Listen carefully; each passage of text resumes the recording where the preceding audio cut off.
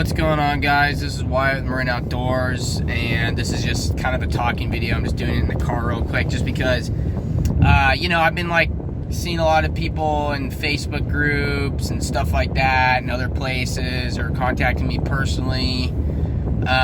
It's talking about private land, hunting private land in California.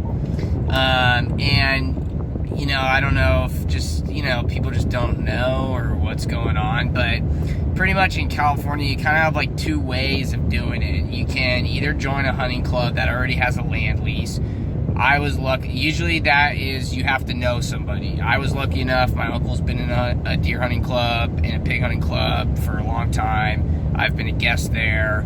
And so finally this year I'm in the deer club. But again, I had to put in some work. I had to break brush. I had to, help set up camp, pay your dues to get in that club, plus the financial dues that you have to put up to be in that club. And so, you have to remember that clubs, they're around a G a season, usually from what I've found.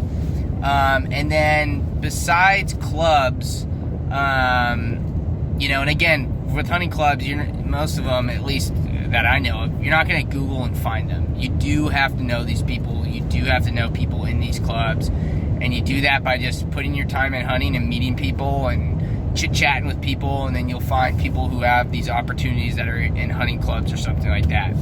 The other way to find private land for hunting is you do the footwork yourself.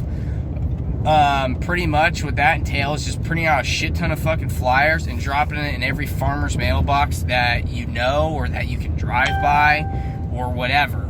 And then besides that, there's events like in my town, there's a rancher event every year. You can go to those, start talking to people like that. But hunting private land, going through ranchers and farmers, the way you're going to really get into that is hunting coyotes for them. If you start hunting coyotes for these landowners and stuff, most of them will let you hunt coyotes for free. They want them gone anyways. And you start building a reputation, maybe even pay a little bit to the coyote hunt there. You build a reputation with that owner. He's then most likely going to start letting you hunting other species. Now, most likely you are still paying him. You're paying him some type of lease or something like that.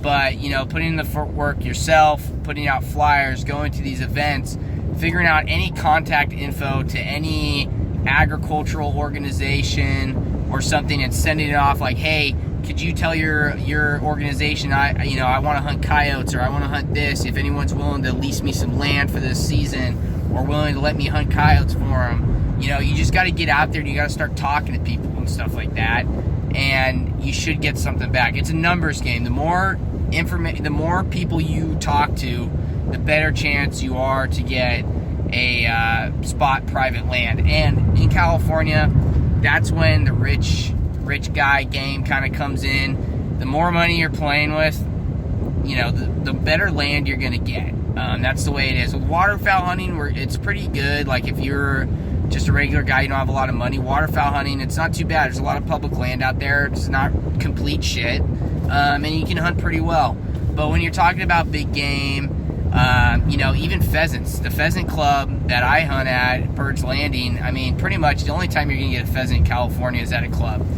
That's about $1,000 for 10 birds or so. It's expensive. And so, like I said, that's when the money comes into it. If you got more money to play around with, you have a better chance of getting the land. So, but yeah, that's pretty much the two ways you do it. You either know somebody or you go out and do the footwork and find somebody and set up a lease. And also, don't be afraid to set up your own hunting club. If somebody wants $20,000 for a season, if you got a few guys that can chip in and you guys can get $20,000 together, there you go. We have clubs that are up to 20, 30 members. And it's just what it takes to, pay for these leases and get that done. So anyways, I hope this cleared up a lot, gave you guys some info. I always see posts about it. I always get questions about it. So might as well do some type of video.